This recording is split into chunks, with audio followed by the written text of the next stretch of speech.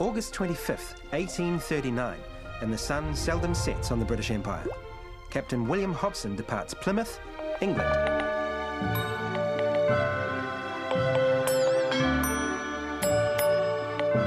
After 4 months at sea, he arrives at Port Jackson, Australia. 3 weeks later, he sets sail for his final destination. His mission, to make a treaty between the Crown and the native chiefs of New Zealand.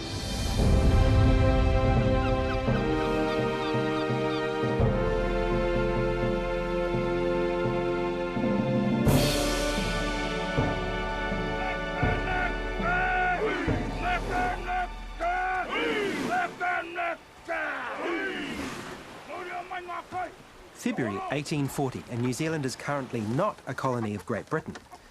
It's home to the native New Zealanders, Tangata Whenua, people of the land, of whom there are approximately 100,000. There are also about 2,000 tauiwi, foreigners, settlers, whalers, traders and missionaries who live here by the good graces of the local chiefs, who find some advantage in their presence. But with the arrival of Hobson and his treaty, all that could soon change.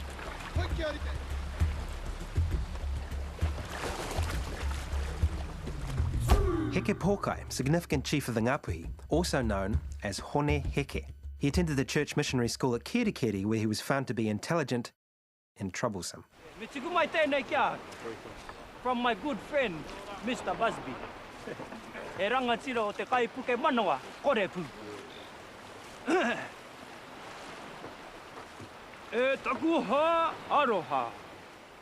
My dear friend, I make contact with you again. A warship has arrived with a chief on board sent by the Queen of England to be a governor for us both. Now he suggests that all the chiefs of the Confederation of New Zealand on Wednesday of this Holy Week coming should gather to meet him. From your dear friend, Busby.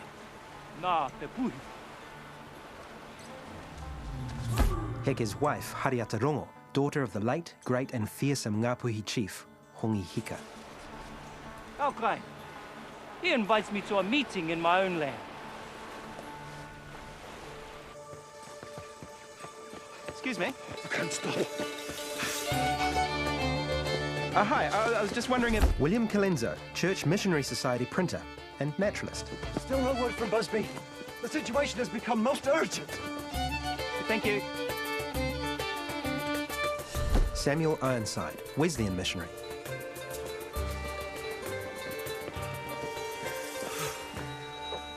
Still no sign. Nothing. What's the man doing in there? There is but 2 days before the Hui, a meeting called to discuss relations between the British Crown and the natives of New Zealand, and to bring about an agreement between the two peoples. But at this rate, it'll be a miracle if there's a treaty at all. James Busby, British resident and representative of the Crown in New Zealand. Until now. In the last 7 years, I've done everything I can to bring the civilizing effect of the Empire to these poor, ignorant, lawless savages. A man described as having made a full occupation of complaining. I was given neither troops nor any means of enforcing my position in this lawless place. Is His Excellency ready to continue? No, he's still ill-disposed. James Stewart Freeman, private secretary to Hobson, recently of Sydney, rumoured brothel owner, once described as the most disgustingly immoral, swindling scoundrel in town. But lovely handwriting, apparently. This really can't wait. Do come in. Your Excellency, on the matter of the treaty, we are most anxious... What's the matter with him? William Hobson, naval officer, the man commissioned to become New Zealand's first governor. And not a well man. He had the most frightful breeze with the ship's captain over a matter of protocol. An argument? Since then. Can he even speak? Sir, the native chiefs are converging as per instructions. We need the treaty now so that it can be translated in time, otherwise they may leave. It might prove impossible to get them back again.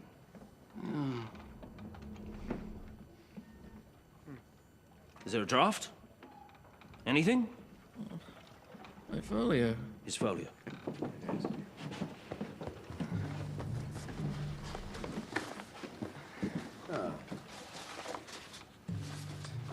briefing from Lord Normanby of the Colonial Office and His Excellency's work in progress. Is this... all? I have been ill-disposed. Yes. Right. Then perhaps I might... It may be for the best, sir. Right.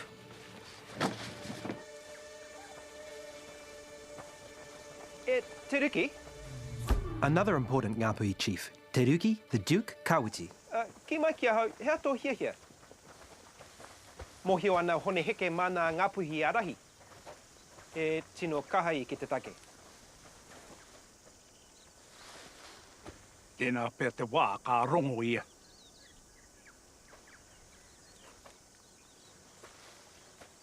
Ke konei ahau ki te arahi. E hara ki te aru. Nā kia mohio koutou ko wai, a hone heke. Oia tako moe a. I umai a tau iwi, e tana rau. A haia e mātau. Ai. Nā hoki ka pou I te ahi.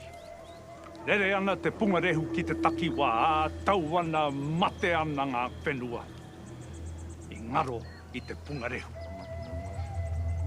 Ngaro whenua. Ngaro mana. Pero hōrua.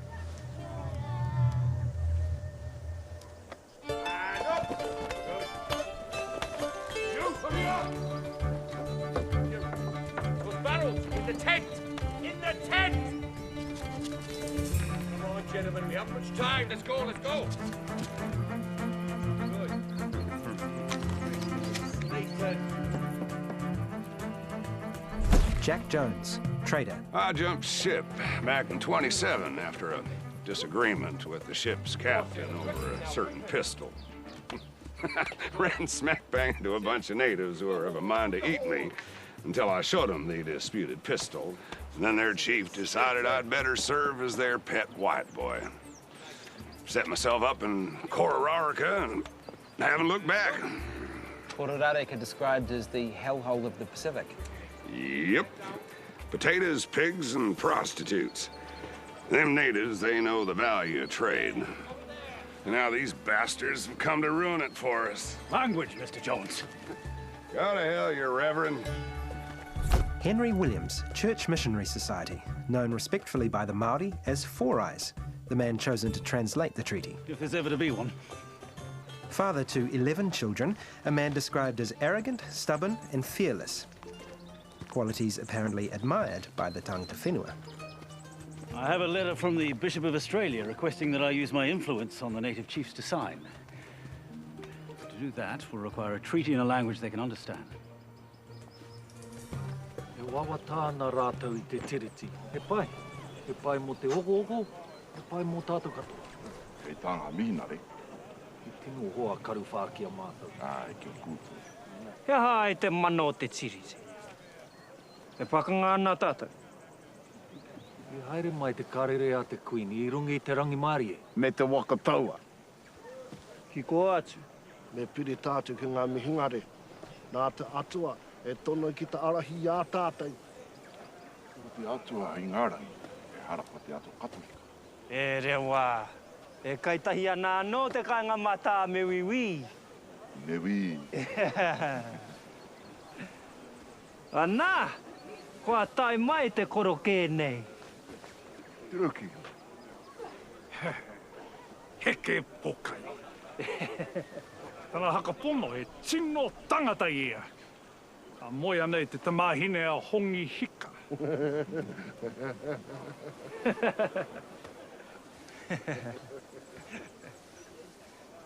E pukiriri tonu ana te mauhere I ahau, ka taika herea I ahau ki te rākau.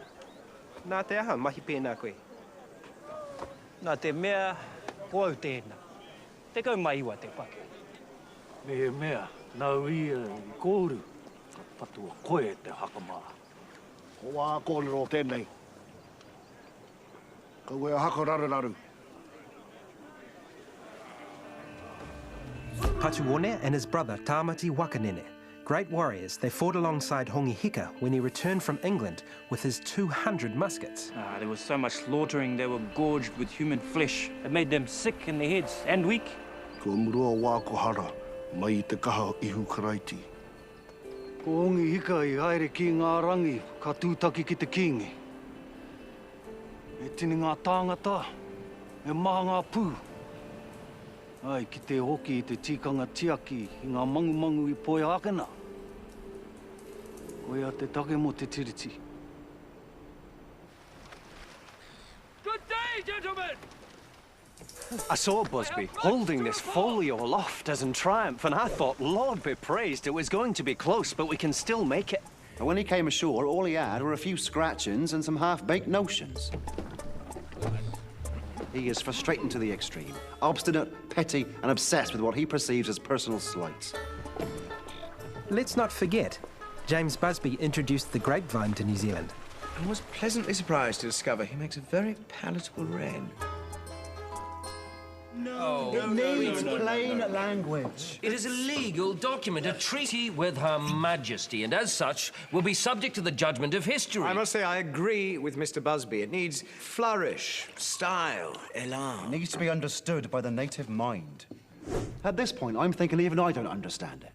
The instructions from the Colonial Office were confusing, to say the least. Well, of course, Lord Normanby's brief was somewhat ambiguous. It needs to be capable of flexible interpretation if it is to stand the test of time. In one line, Lord Normanby acknowledges that the natives have sovereignty over New Zealand soil. And yet a few lines later, he suggests that they are incompetent to act or even deliberate in concert. And how is this a problem? He wants them to give their free and intelligent consent to this treaty, and at the same time suggests that they are incapable of such a thing. Well, then perhaps we should delay this gathering of the tribes. No, that's not possible. No, we might never get them back. So we should proceed. Oh, there is no alternative. We must complete this treaty tonight. Even so, there won't be time to set it to print. Less than 2 days to go and there's still no treaty in English, much less te reo. That's cutting it fine.